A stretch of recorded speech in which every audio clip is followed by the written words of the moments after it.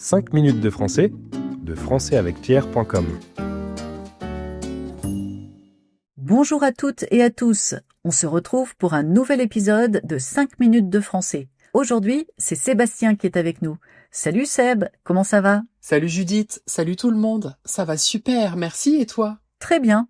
Aujourd'hui, on va parler d'un endroit mythique, un lieu qui attire des millions de visiteurs chaque année, le musée du Louvre. Ah oui, le Louvre, c'est l'un des symboles de la France, un vrai trésor d'art et d'histoire. Mais il cache aussi beaucoup de secrets. Quel mystère! Mais avant de tout vous révéler, j'ai une petite question pour toi, Sébastien, et pour vous qui nous écoutez.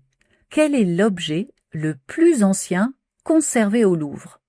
A. Une momie égyptienne. B. Un vase grec. C.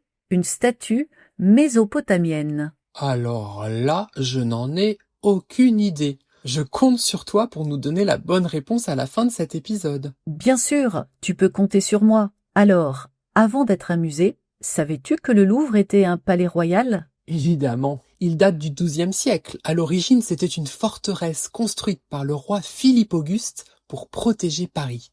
On peut encore voir les vestiges de cette forteresse dans les sous-sols du musée. Et au fil des siècles, les rois de France l'ont agrandi, embelli, transformé. François Ier y a installé sa collection d'art. Henri IV a fait construire la Grande Galerie et Louis XIV y a vécu avant de partir à Versailles. Et c'est seulement après la Révolution française, en 1793, que le Louvre est devenu un musée ouvert au public. L'idée, c'était de rendre les collections royales accessibles à tous les citoyens. Une vraie révolution culturelle. Aujourd'hui, le Louvre est immense. Oui, il fait plus de 200 000 mètres carrés, dont environ 70 000 consacrés aux expositions. Si tu voulais tout voir, il te faudrait plusieurs jours. Oh, même plusieurs semaines. Il y a plus de 35 000 œuvres exposées et réparties en 8 départements.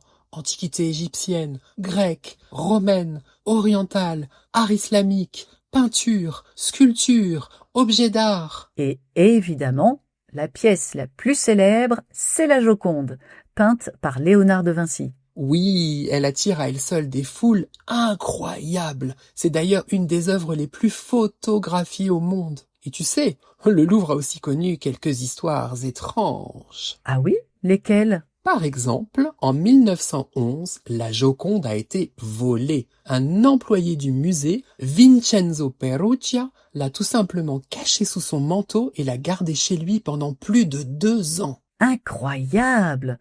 Ce vol a rendu le tableau encore plus célèbre. Exactement. Et il y a aussi des rumeurs sur la pyramide de verre, celle qu'on voit à l'entrée. Certains affirment qu'elle aurait 666 panneaux.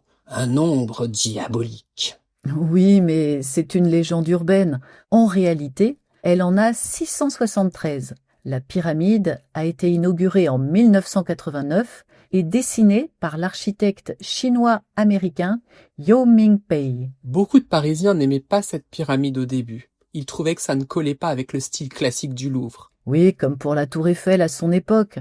Mais aujourd'hui, elle fait partie du paysage et c'est même un symbole de Paris. Ce que j'aime, c'est que le Louvre continue d'évoluer. Il a ouvert un deuxième musée à Lens, dans le nord de la France, et un autre à Abu Dhabi. Et d'ailleurs, le Louvre Abu Dhabi a ouvert en 2017. C'est un bâtiment magnifique, avec un dôme qui laisse passer la lumière comme si c'était des rayons de soleil. Et puis, le Louvre, c'est aussi un décor de cinéma. Oui, bien sûr, il apparaît dans le Da Vinci Code, Lupin, le fabuleux destin d'Amélie Poulain.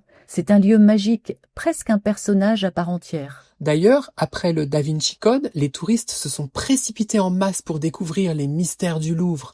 Les gens cherchaient les symboles cachés et les passages secrets. Oui, mais pas de panique.